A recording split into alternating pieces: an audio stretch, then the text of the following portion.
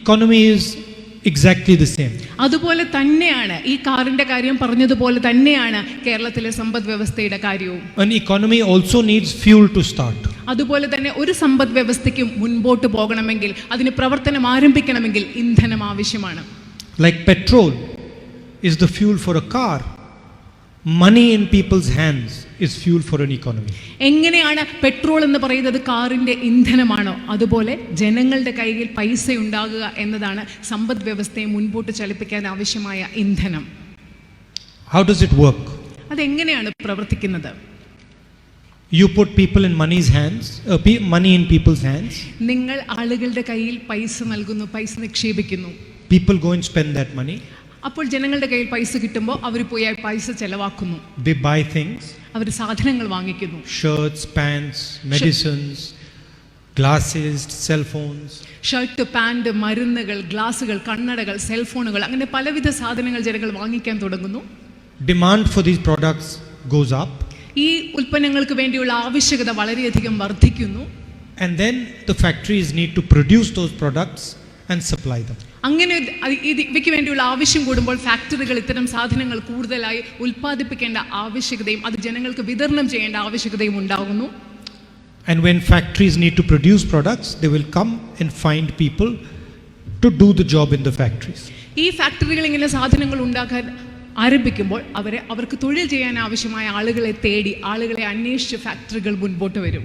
So if you want to start an economy, you want to create jobs, the first thing you have to do is you have to inject money into the economy. അതുകൊണ്ട് നിങ്ങൾക്ക് സമ്പദ് വ്യവസ്ഥയെ വീണ്ടും ചലിപ്പിക്കണമെങ്കിൽ, ഈ സമ്പദ് വ്യവസ്ഥയിൽ ധാരാളം തൊഴിലവസരങ്ങൾ ഉണ്ടാകണമെങ്കിൽ ആദ്യം നിങ്ങൾ ചെയ്യേണ്ടത് ജനങ്ങളുടെ കയ്യിലേക്ക് പണം കുത്തിവെക്കുക, നിക്ഷേപിക്കുക എന്നതാണ് നിങ്ങൾ ആദ്യമായി ചെയ്യേണ്ടത്. The Prime Minister believes that if you inject money into the hands of the biggest businesses, you can start the economy. നമ്മുടെ പ്രധാനമന്ത്രി വിചാരിക്കുന്നത് ഇവിടുത്തെ വലിയ കോർപ്പറേറ്റ് മുതലാളികളുടെ കയ്യിലേക്ക് പൈസ കൊടുത്താൽ, നിക്ഷേപിച്ചാൽ, കുത്തിവെച്ചാൽ ഇവിടുത്തെ സമ്പദ് വ്യവസ്ഥയെ ചലിപ്പിക്കാൻ സാധിക്കുമെന്നാണ് നമ്മുടെ പ്രധാനമന്ത്രി വിചാരിക്കുന്നത്. But all that happens is that those big corporates take the money away. പക്ഷെ എന്താണ് സംഭവിക്കുന്നതെന്ന് അറിയാമോ? ആ വലിയ കോർപ്പറേറ്റുകൾ ആ പൈസ എടുത്തുകൊണ്ട് പോകുന്നു എന്ന ഒറ്റ കാര്യം മാത്രമാണ് അതിന്റെ ഫലമായി സംഭവിക്കുന്നത്. We believe that if you want to start an economy, you have to put money into poor people's hands. പക്ഷെ ഞങ്ങൾ വിശ്വസിക്കുന്നത് നമ്മുടെ സമ്പദ് വ്യവസ്ഥയെ ചലിപ്പിക്കണമെങ്കിൽ നമ്മൾ നമ്മുടെ സംസ്ഥാനത്തെ ദരിദ്രരായ ആളുകളുടെ കയ്യിൽ പൈസ നിക്ഷേപിക്കണമെന്നാണ് ഞങ്ങൾ വിശ്വസിക്കുന്നത്. Into the common man's hands. സാധാരണ മനുഷ്യരുടെ കൈകളിൽ ആ പൈസ എത്തണം. And into millions and millions of people's hands. നമ്മുടെ നാട്ടിലെ ദശലക്ഷക്കണക്കിന് ആളുകളുടെ കൈകളിലേക്ക് ആ പൈസ എത്തണം. It's like putting petrol directly into the engine. ഇത് ശരിക്കും എഞ്ചിനിലേക്ക്, യന്ത്രത്തിലേക്ക് പെട്രോൾ നേരിട്ട് നിക്ഷേപിക്കുന്നത് പോലെയാണ്. So that is what we are proposing to do in Kerala. അതുകൊണ്ട് ഇതാണ് ഞങ്ങൾ കേരളത്തിൽ ചെയ്യാൻ ആഗ്രഹിക്കുന്നതും നിർദ്ദേശിക്കുന്നതും. To start the Kerala economy, we are proposing an idea called Nyay. കേരളത്തിലെ സമ്പദ് വ്യവസ്ഥയെ വീണ്ടും ചലിപ്പിക്കുന്നതിനും പുനരുജ്ജീവിപ്പിക്കുന്നതിനും വേണ്ടി ഞങ്ങൾ ന്യായ പദ്ധതി എന്ന ആശയമാണ് നിങ്ങൾക്ക് മുൻപോട്ട് വെക്കുന്നത്. And we are confident that Nyay will not only help poor people, it will start Kerala's economy and start the production of jobs. ഞങ്ങൾക്ക് നല്ല ആത്മവിശ്വാസമുണ്ട്. കേരളത്തിലെ ദരിദ്രരായ ആളുകളെ സഹായിക്കുക മാത്രമല്ല, കേരളത്തിലെ സമ്പദ് വ്യവസ്ഥയെ പുനരുജ്ജീവിപ്പിക്കുകയും കേരളത്തിൽ ധാരാളം തൊഴിലവസരങ്ങൾ സൃഷ്ടിക്കാനും ന്യായ പദ്ധതിക്ക് കഴിയുമെന്നതിൽ ഞങ്ങൾക്ക് ആത്മവിശ്വാസമുണ്ട്. And so what is Nyay? Nyay is 6,000 rupees a month, 72,000 rupees a year into all Kerala's poorest people's bank accounts. അപ്പോൾ ന്യായ് എന്ന് പറയുന്നത് എന്താണ്? ന്യായ് എന്ന് പറയുമ്പോൾ ഒരു മാസം 6,000 രൂപ, ഒരു വർഷം 72,000 രൂപ കേരളത്തിലെ ഓരോ ദരിദ്ര കുടുംബത്തിന്റെയും അക്കൗണ്ടിലേക്ക് എത്തുന്ന പദ്ധതിയാണ് Nyay. And I will put it to you in a different way. After the UDF comes to power and we do Nyay, there will not be a single person in Kerala who will earn less than 72,000 rupees a year. ഞാൻ മറ്റൊരു രീതിയിൽ നിങ്ങളോട് പറയാൻ ആഗ്രഹിക്കുന്നു.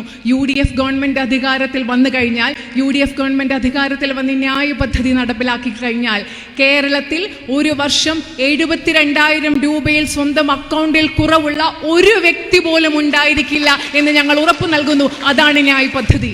You can search the whole of Kerala. You will find nobody who earns less than 72,000 rupees a year.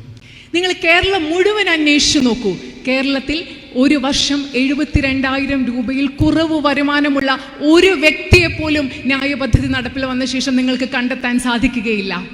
So we will solve 3 problems with 1 solution.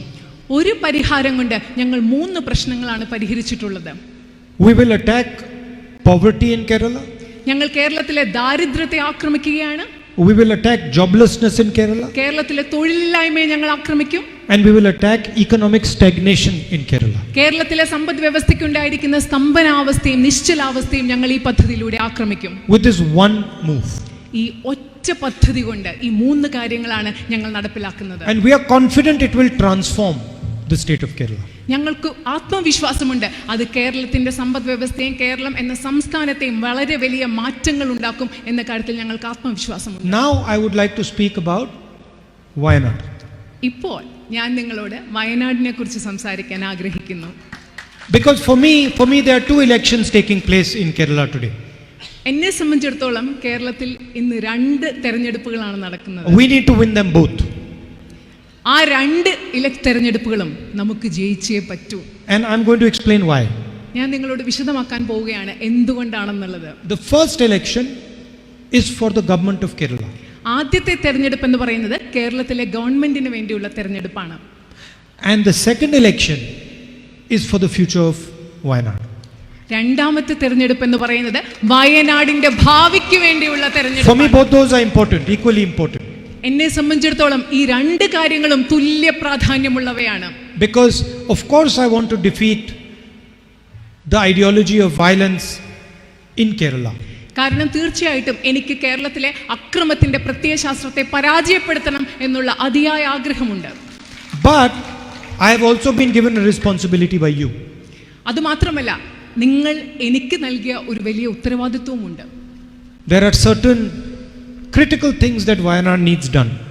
വയനാട്ടിൽ ചെയ്യേണ്ടതായ വളരെ പ്രധാനപ്പെട്ട ചെയ്തു തീർക്കേണ്ടതായ വളരെ പ്രധാനപ്പെട്ട ചില കാര്യങ്ങളുണ്ട്. There is the issue of the buffer zone. Buffer സോണിന്റെ പ്രശ്നമുണ്ട് ഇവിടെ. There is the issue of the medical college. Medical കോളേജിന്റെ പ്രശ്നമുണ്ട്. There is the man-animal conflict issue. മനുഷ്യനും മൃഗങ്ങളും തമ്മിലുള്ള സംഘർഷത്തിന്റെ മറ്റൊരു പ്രശ്നമുണ്ട്. So these are critical issues for the future of Wayanad. വയനാടിന്റെ ഭാവിയെ നിർണ്ണയിക്കുന്ന വളരെ പ്രധാനപ്പെട്ട പ്രശ്നങ്ങളാണ് ഇവ ഓരോന്നും.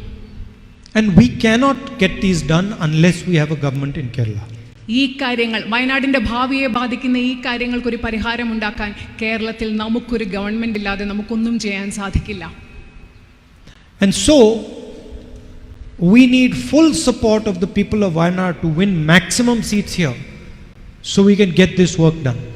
അതുകൊണ്ട് നിങ്ങളുടെ വയനാട്ടിലെ ആളുകളിൽ നിന്ന് ഇവിടെ നിന്ന് നമുക്ക് കിട്ടാവുന്ന കഴിവിന്റെ പരമാവധി നിയോജക മണ്ഡലങ്ങളിൽ സീറ്റുകളിൽ നിന്ന് സ്ഥാനാർത്ഥികളെ ജയിപ്പിക്കാനുള്ള നിങ്ങളുടെ പിന്തുണ ഉണ്ടാകണം. എങ്കിൽ മാത്രമേ ഈ കാര്യങ്ങൾ നമുക്ക് നടപ്പിലാക്കാൻ സാധിക്കുകയുള്ളൂ. And that is why I have come here for support for Siddiq ji. അതുകൊണ്ടാണ് ഞാൻ ഇവിടെ ശ്രീ സിദ്ദിഖ് ജിക്ക് പിന്തുണയുമായി നിങ്ങളുടെ മുൻപിൽ എത്തിയിട്ടുള്ളത്. But we are not going to be content by just solving these 2 or 3 so-called emergency problems. ഞങ്ങൾ ഈ നേരത്തെ പറഞ്ഞ 3-4 വളരെയധികം അടിയന്തര ശ്രദ്ധയുള്ള ഈ പ്രശ്നങ്ങൾ പരിഹരിക്കുന്നത് കൊണ്ട് മാത്രം ഞങ്ങൾ തൃപ്തരാകാൻ പോകുന്നില്ല. We have serious medical issues among our tribals. നമ്മളുടെ ആദിവാസികൾക്ക് വളരെ ഗുരുതരമായ ആരോഗ്യ പ്രശ്നങ്ങൾ അവരുടെ ഇടയിലുണ്ട്. We have serious economic issues with regards to the tribals. നമ്മുടെ ആദിവാസികളുടെ ഇടയിൽ വളരെ ഗുരുതരമായ സാമ്പത്തിക പ്രശ്നങ്ങളുമുണ്ട്. Our small farmers are struggling. നമ്മുടെ ചെറുകിട കർഷകർ വളരെയധികം ബുദ്ധിമുട്ടുകയാണ്. There are 3 new criminal agricultural laws that the Prime Minister has passed. നമ്മുടെ പ്രധാനമന്ത്രി ഈ രാജ്യത്ത് നടപ്പിലാക്കിയ 3 ക്രിമിനൽ കുറ്റങ്ങളായ 3 കാർഷിക നിയമങ്ങളുണ്ട്. That we have to defend against. ഇതിനെതിരെ നമുക്ക് പ്രതിഷേധിക്കേണ്ടതും പ്രതിരോധിക്കേണ്ടതുമായിട്ടുണ്ട്. But for me the most important thing is to reclaim the idea of Wayanad.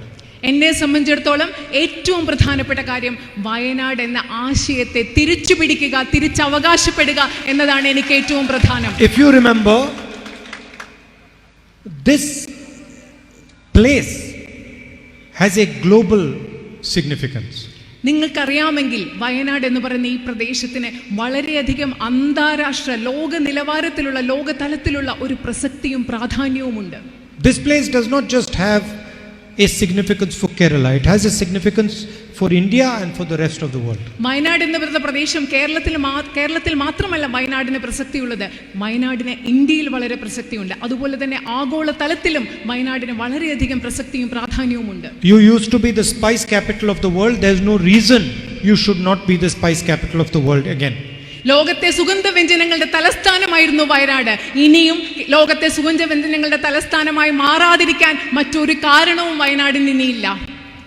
And so we have to work together to ensure that these things happen. അതുകൊണ്ട് നമ്മൾ ഒരുമിച്ച് പ്രവർത്തിക്കണം. ഈ കാര്യങ്ങൾ സംഭവിക്കുന്നു എന്ന് ഉറപ്പുവരുത്താനായി നമ്മൾക്ക് ഒരുമിച്ച് പ്രവർത്തിക്കേണ്ടതുണ്ട്.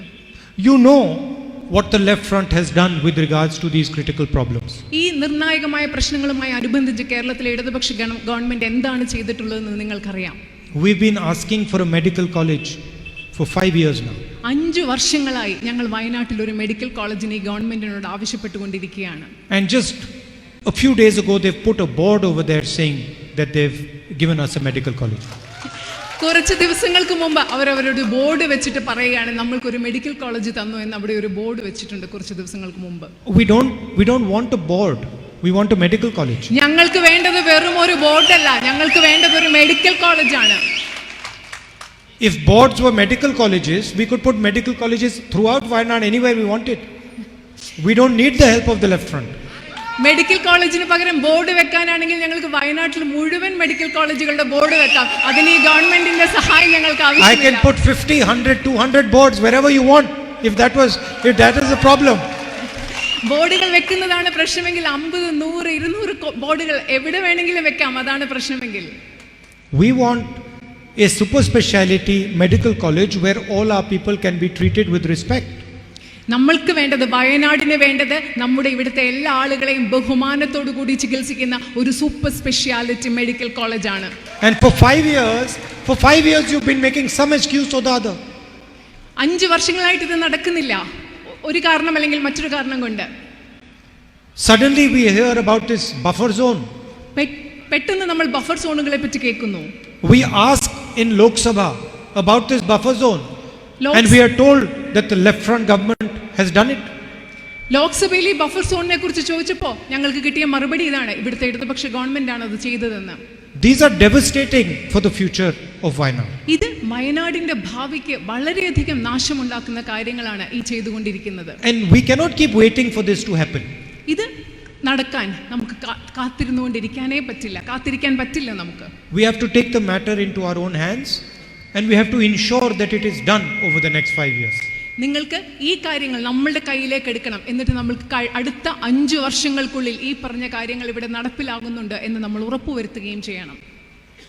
I'm not an MLA. I'm not going to be an MLA in the Vidhan Sabha, but I do have a little bit of ability to influence the UDF government. ഞാൻ ഇവിടുത്തെ അസംബ്ലിയിൽ ഒരു MLA ആകാൻ പോകുന്നില്ല, പക്ഷേ ഇവിടുത്തെ UDF ഗവൺമെന്റിനെ സ്വാധീനിക്കാനുള്ള ഒരു കഴിവും എനിക്കുണ്ട്. And I will use that ability to make sure that our problems here are solved. കേരളത്തിലെ UDF ഗവൺമെന്റിനെ സ്വാധീനിക്കാനുള്ള എൻ്റെ കഴിവ് ഉപയോഗിച്ച് ഞാൻ ഉറപ്പ് നൽകും, വയനാട്ടിലെ പ്രശ്നങ്ങൾ പരിഹരിക്കാൻ നമുക്ക് കഴിയുമെന്ന ഉറപ്പ് ഞാൻ നിങ്ങൾക്ക് നൽകുകയാണ്. That is why it is very important that we win every single seat here. അതുകൊണ്ടാണ് ഇവിടുത്തെ വയനാട്ടിലെ ഓരോ സീറ്റും നമ്മൾ ജയിക്കുക എന്നുള്ളത് ഏറ്റവും പ്രധാനമായിട്ടുള്ളത്. Because then I will be able to say Wayanad supported the UDF 100%, so you have to do what we need. നിങ്ങൾ അങ്ങനെ ചെയ്യുമ്പോൾ എനിക്ക് ശക്തിയോടുകൂടെ പറയാൻ സാധിക്കും 100% വയനാട്ടിലെ ആളുകൾ UDFനെ സപ്പോർട്ട് ചെയ്തു, അതുകൊണ്ട് ഞങ്ങളുടെ ആവശ്യങ്ങൾ നിങ്ങൾ ചെയ്തു തന്നേ പറ്റൂ എന്ന് എനിക്ക് ശക്തമായി പറയാൻ സാധിക്കും. So that is why I have come here. അതുകൊണ്ടാണ് ഞാൻ ഇന്ന് ഇവിടെ വന്നിട്ടുള്ളത്. You understand the situation in the country. I don't need to get into it beyond a certain amount, but you understand the type of division and hatred that is being spread in the country by these ideologies. നിങ്ങൾക്ക് ഈ രാജ്യത്ത് നടക്കുന്ന അവസ്ഥ എന്താണെന്ന് അറിയാം. ഈ രാജ്യത്തെ പല പ്രത്യയ ശാസ്ത്രങ്ങളും ജനങ്ങളുടെ ഇടയിൽ വിഭജനവും വിദ്വേഷവും വളർത്തിക്കൊണ്ടിരിക്കുന്നത് എങ്ങനെയാണെന്ന് നിങ്ങൾക്കറിയാം. അതിനെപ്പറ്റി കൂടുതൽ ഞാൻ പറയാൻ ആഗ്രഹിക്കുന്നില്ല. Our own candidate has been attacked by the left.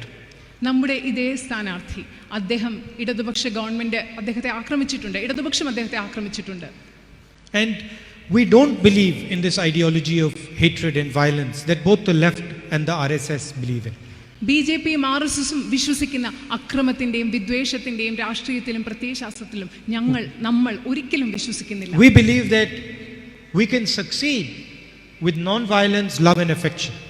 നമ്മൾ വിശ്വസിക്കുന്നത് നമ്മൾക്ക് അഹിംസയിലൂടെ, സ്നേഹത്തിലൂടെ, ജനങ്ങളോടുള്ള ഇഷ്ടത്തിലൂടെ നമ്മൾക്ക് വിജയിക്കാൻ സാധിക്കും എന്ന് തന്നെയാണ് ഞങ്ങൾ വിശ്വസിക്കുന്നത്. We don't believe that we need to kill people in order to give tribal people safe access to water. ഞങ്ങൾ വിശ്വസിക്കുന്നില്ല മറ്റുള്ളവരെ ഇല്ലാതാക്കിക്കൊണ്ട് കൊലപാതകം ചെയ്തുകൊണ്ടാണ് ആളുകൾക്ക് ഔദാര്യങ്ങൾ ഉണ്ടാക്കേണ്ടതെന്നും പ്രയോജനം ഉണ്ടാക്കേണ്ടതെന്നും ഞങ്ങൾ ഒരിക്കലും വിശ്വസിക്കുന്നില്ല. Or beat people in order to get a medical college. ഒരു മെഡിക്കൽ കോളേജ് കിട്ടുന്നതിന് വേണ്ടി ആദിവാസികൾക്ക് വെള്ളത്തിനുള്ള അവകാശം നൽകുന്നതിന് വേണ്ടി ആളുകളെ കൊല്ലണമെന്നും മർദ്ദിക്കണമെന്നും ഞങ്ങൾ ഒരിക്കലും വിശ്വസിക്കുന്നില്ല. We are convinced that we can carry everybody and bring a solution that everybody is happy with. ഞങ്ങൾക്ക് ഉറപ്പുണ്ട്, ഞങ്ങൾക്ക് പൂർണ്ണ ബോധ്യമുണ്ട്, എല്ലാവരെയും കൂടെ ഒരുമിച്ച് കൊണ്ടുവന്ന് എല്ലാവർക്കും കൂടി പ്രയോജനപ്രദമായ, എല്ലാവർക്കും താല്പര്യമുള്ള പരിഹാരങ്ങൾ ഉണ്ടാക്കാൻ സാധിക്കുമെന്ന കാര്യത്തിൽ ഞങ്ങൾക്ക് ഉറപ്പുണ്ട്. It is always a pleasure for me to come here, meet you, discuss your problems with you and help you resolve them. എന്നെ സംബന്ധിച്ചിടത്തോളം എല്ലായ്പ്പോഴും ഇവിടെ വരുന്നത്, നിങ്ങളെ കാണുന്നത്, നിങ്ങളുടെ പ്രശ്നങ്ങൾ നിങ്ങളോട് സംസാരിക്കുന്നത്, ആ പ്രശ്നങ്ങൾക്ക് പരിഹാരം ഉണ്ടാക്കാൻ നിങ്ങളെ സഹായിക്കുന്നത് വളരെയധികം സന്തോഷമുണ്ടാക്കുന്ന ഒരു വസ്തുതയാണ്. And ever since I've come here, you have treated me like your family. ഞാൻ എന്ന് മുതൽ ഈ വയനാട്ടിൽ വന്നോ അന്നു മുതൽ നിങ്ങൾ എന്നെ നിങ്ങളുടെ കുടുംബം പോലെയാണ് എന്നെ കാണുന്നതും എന്നോട് പെരുമാറിക്കൊണ്ടിരിക്കുന്നത്. And so as a family member, it is my duty to help you and work with you.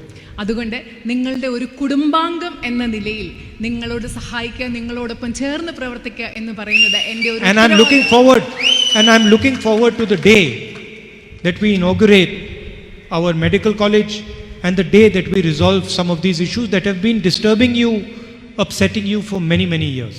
അതുകൊണ്ട് നമ്മുടെ വയനാട്ടിൽ ഈ മെഡിക്കൽ കോളേജ് ഉദ്ഘാടനം ചെയ്യുന്ന ദിവസത്തിലേക്ക്, അതുപോലെ വളരെ നാളുകളായി നിങ്ങളെ ബുദ്ധിമുട്ടിച്ചുകൊണ്ടിരിക്കുന്ന പല പ്രശ്നങ്ങളുടെയും പരിഹാരം കാണുന്ന ഒരു ദിവസത്തിലേക്ക് ഞാൻ ഉറ്റുനോക്കിക്കൊണ്ടിരിക്കുകയാണ്. Thank you very much. വളരെയധികം നന്ദി.